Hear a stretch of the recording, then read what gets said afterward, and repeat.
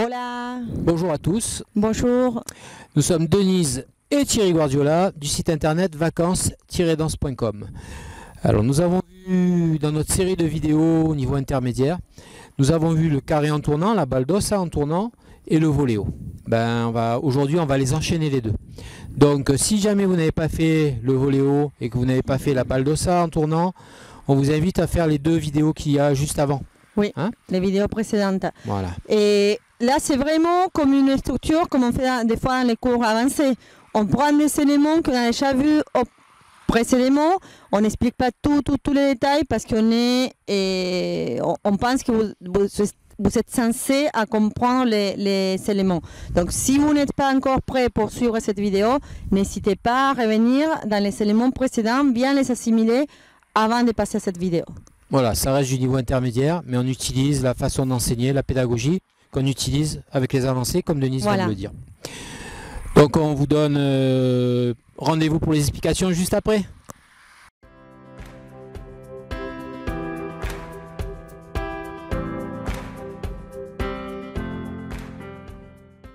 Donc on va quand même vous faire une fois le carré en tournant, une fois le voléo, et après on vous montre l'ensemble. Donc le carré en tournant.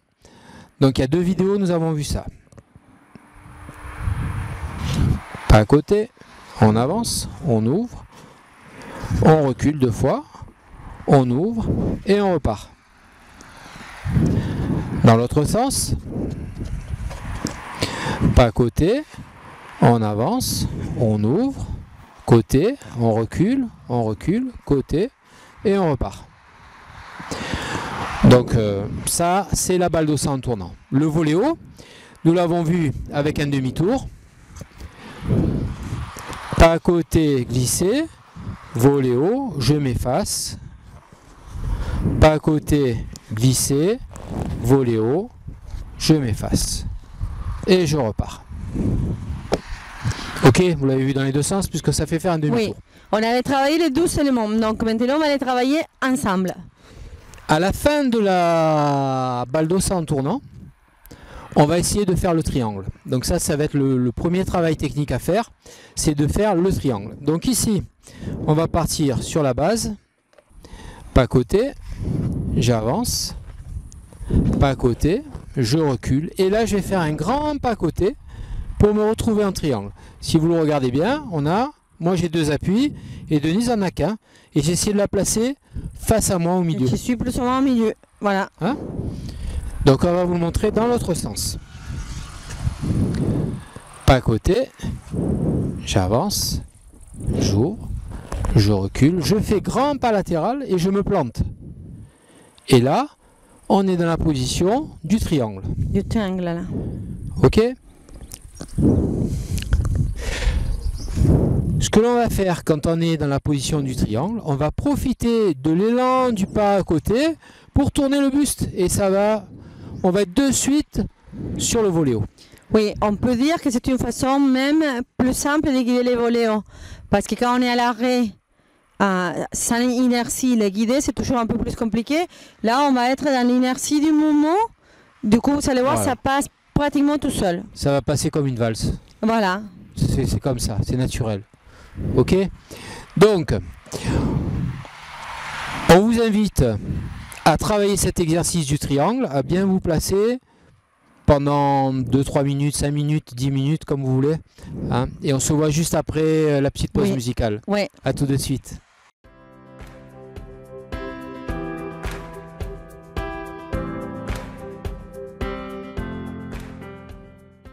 Bien, nous avons vu comment se placer en triangle pendant la baldosa en tournant. Très important. Donc on va voir le guidage du voléo et la sortie. Donc le guidage du voléo, il va être tout simple. On l'a dit juste un peu avant, on vous a mis la puce à l'oreille, comme on dit. Ok. On recule, j'ouvre et là je tourne mon buste.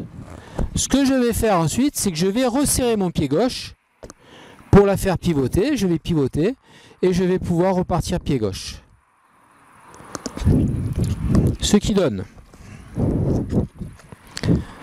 pas à côté, déboîté, ouvert, je recule deux fois, voléo, J'enlève mon pied, je la fais passer et on peut repartir.